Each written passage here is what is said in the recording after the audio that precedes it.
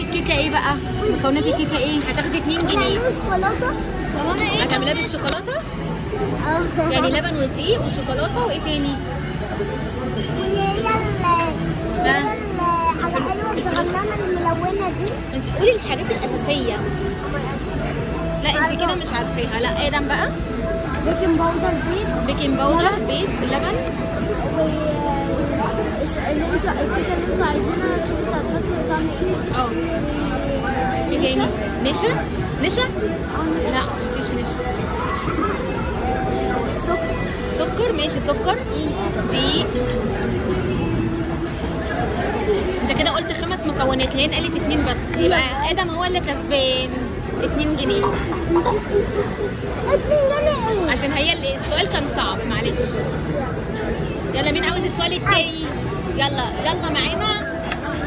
السؤال التاني. لا قولوا بصوت عالي، صوت عالي. يلا معانا.